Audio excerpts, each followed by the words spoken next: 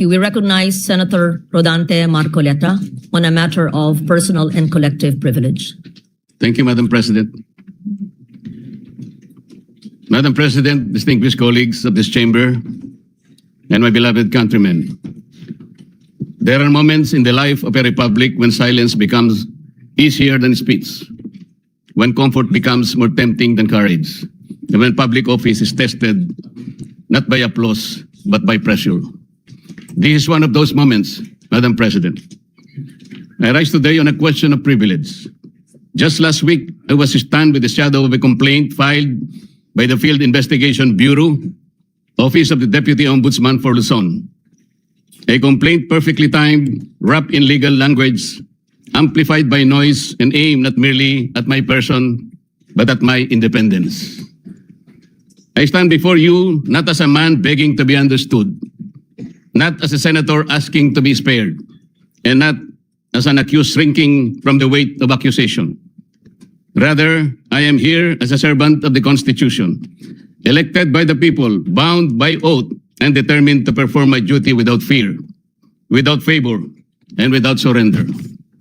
The complaint arrived while the Senate is confronted with uncomfortable truths, namely, the pending continuation of the investigation of the anomalous flood control projects, the approaching constitutional burden of an impeachment trial, and the growing pressure upon this institution to surrender its independence through political maneuvering disguised as constitutional reform.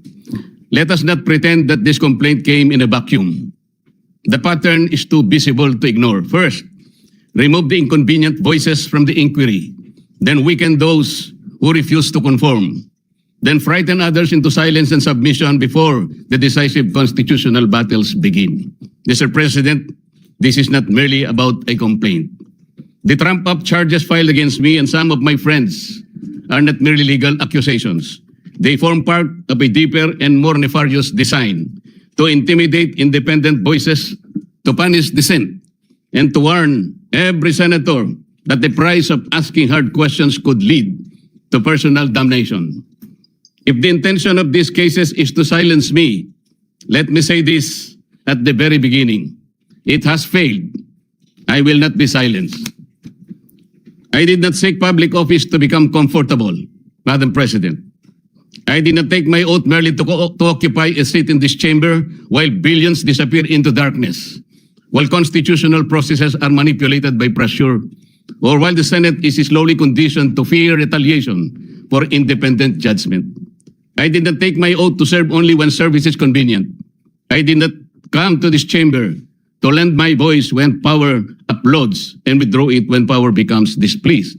The senator is not elected to be timid. The senator is not sworn into office to become a spectator while the Constitution is tested, while impeachment proceedings demand judgment, and while the people cry out for truth about the wide-scale theft of public funds. Instead, a senator is elected to stand, to examine, to question, to decide, and when necessary, to resist. This is what I intend to do. So let the complaint be examined. Let the evidence be tested. Let the law speak. I will answer in the proper forum with documents, with facts, and with the calm confidence of one who knows that accusation is not proof, that attacks couched in legal veil do not constitute the truth. And before the Filipino people, I must say what is plain.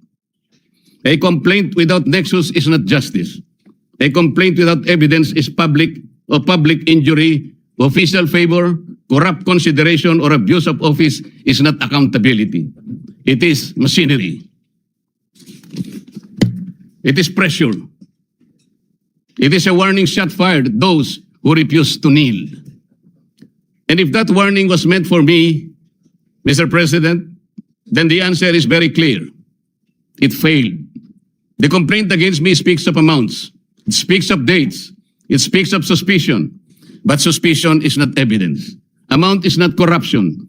Political inconvenience is not probable cause. An accusation, no matter how loudly repeated, is not proof. It is a theater. It is pressure. It is machination. Let me state the legal defenses plainly on the allegations against me. The law did not define the limits of liberality among friends. They did not say that friendship must stop at the number chosen by one's accusers. They did not say that generosity becomes criminal merely because the amount is substantial. What the law forbids is not liberality. It forbids corruption. What it condemns is not friendship. It condemns the sale of public duty. At least I stated the truth. At least I faced the issue. At least I did not hide behind silence. So I ask, what of those who receive support, gifts, donations, favors, or assistance for their own electoral campaigns and keep them beyond public scrutiny? Shall the law be a sword only against those who dissent and shield for those who belong to the circle of the powerful? If transparency is demanded, let it be demanded of all. If public morality is the standard, let no one be exempt because of wealth, alliance, influence, or proximity to power. And so I speak again, clearly and directly. What official act did I sell? What vote did I promise? What public fund did I touch? What government contract was delivered? What favor was asked, promised, or given? If they cannot answer these questions, then this complaint is not the pursuit of justice. It is a deliberate attempt to silence dissent. But this is larger than me. This is not a fight for one man. This is not a fight for one faction. This is not a fight for political survival. This is a fight for whether the Filipino people may still have senators capable of questioning, investigating, judging, and speaking freely without fear or favor. When this chamber is called upon to sit in impeachment proceedings, we are not merely politicians. We are senator judges. We are bound to listen, to weigh evidence, to apply the Constitution, and to act according to our conscience. That responsibility cannot be curtailed by fear, pressure, harassment, or manufactured accusation. No one should be allowed to intimidate a senator judge into silence.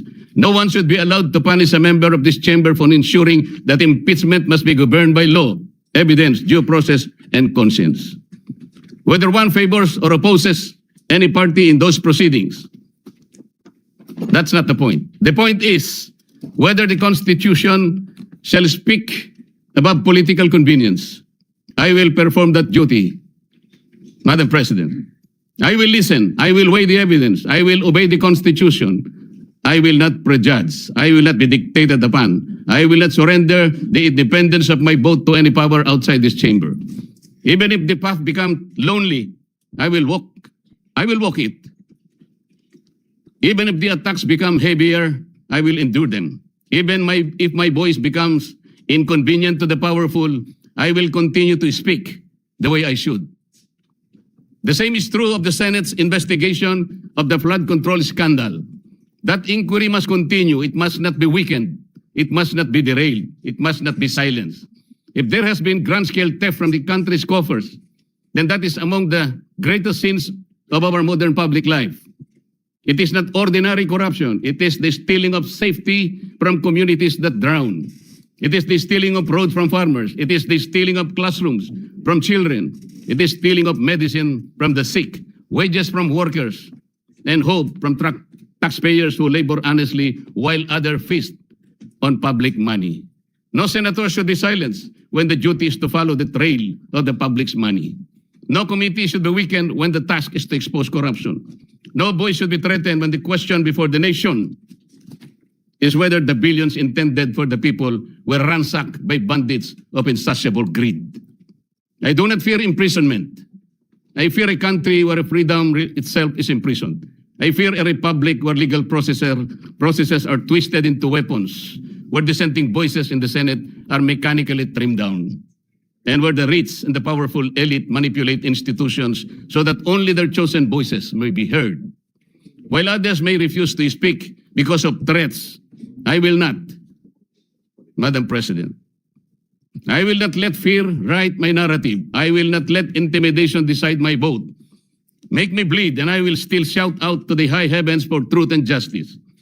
Push me against the wall, and I will still push back with all the lawful strength that conscience, evidence, faith, and duty can give me.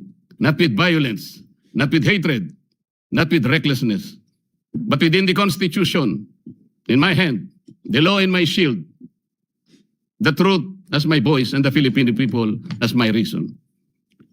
Nelson Mandela once spoke of a democratic and free society as an ideal for which he was prepared, if necessary, to die. I do not compare myself to Mandela. I am too little to even try, Madam President. But I understand the burden of that lesson. Freedom is never preserved by the silent. It is preserved by those who still speak when silence becomes the safer choice. And so I say this, to those who believe that cases can frighten us, that accusation can tame us, that pressure can make us forget the oath we took before the people, you have misread the Senate. You have misread the Constitution. You have misread me. May I repeat? I will answer this complaint in the proper forum, calmly, firmly, and with evidence. I will sit in impeachment proceedings with conscience, impartiality, and due regard for the record. I will pursue the examination of flood control anomalies with courage, fairness, and determination. I will not allow public funds meant to protect our people from floods to disappear into the hands of those who already have too much.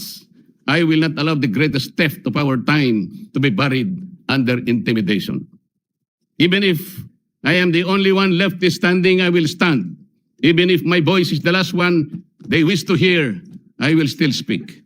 Even if the path becomes lonely, difficult, and costly, I will continue because the oath I took was not ceremonial. It was not a line recited for record. It was a solemn charge from the Filipino people to defend the Constitution, to guard the public trust, and to act with courage when silence becomes convenient. Let those who weaponize the law answer to history. Let those who steal from the people answer to justice. Let those who seek to silence dissent understand this. A senator who remembers his oath cannot be purchased by comfort, cannot be subdued by threats, and cannot be defeated by fear. Madam President, kaya po ba nila kong ipakulong? Kayang-kaya po nila. Nagawa nga po nilang umimbento ng krimen laban sa akin. Kamakailan lamang po, hindi pa nagtatagal, dito rin sa bulwagang ito, somebody said, sometimes you need to bend the law to be able to please the people. Am I right, Mr. Secretary Remulla? Secretary Remulla, then Secretary of Justice, now Ombudsman, said loudly, yes, sir. So pwede na nang baluktutin lahat, kagaya ng pambabaluktot na ginawa nila.